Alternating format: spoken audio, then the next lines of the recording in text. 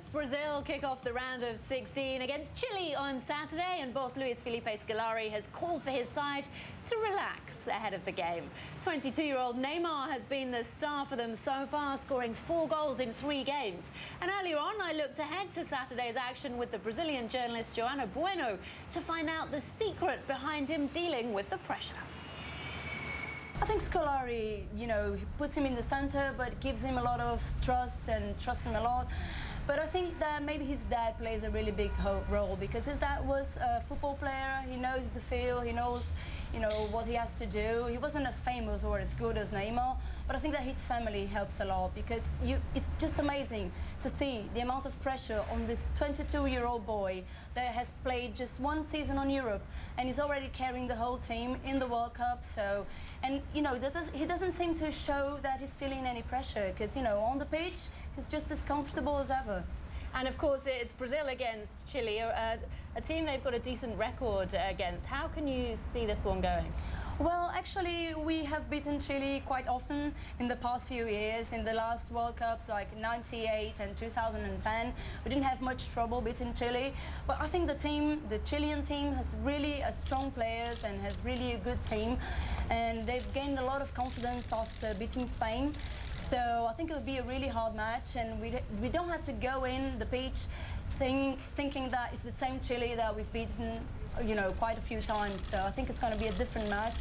But, I think Brazil's favourite. And the Netherlands, of course, found the answer as to how to beat this new Chile team. But it's an incredibly proud day for South American football, really, on Saturday. What are you expecting from the day in terms of who we'll see going through or going home? Well, it's actually a shame that 4 South American teams, 2 of them have to go down this stage. But, they have been playing a really good World Cup here so far, and there are a lot of fans. It's been so beautiful to see all those Argentinians and Chileans and Uruguayans in the stadiums singing the national anthem. And I think they've been showing that, we have really good football here, even though most of our players play in Europe, most of the Chileans and Uruguayan as well. But, we have been playing a really good football, so it's the South America World Cup here because of the atmosphere. What's the rivalry like between the South American teams? Is it a case of if your side gets knocked out, you'll support another one, or they are absolutely the enemy? Well, I think some countries might do that, but for instance, between Brazil and Argentina, there's a big rivalry. So if Brazil falls down, no one will support Argentina. But maybe Chile or Uruguay. I have lots of friends that have Uruguay people in their family. So, it's a nice team because they don't have the best players, and they're not favorites, but they've been playing really good. So we like those kind of teams, the one that overcome themselves. One of the Uruguayan players who will not be involved anymore, of course, Luis Suarez.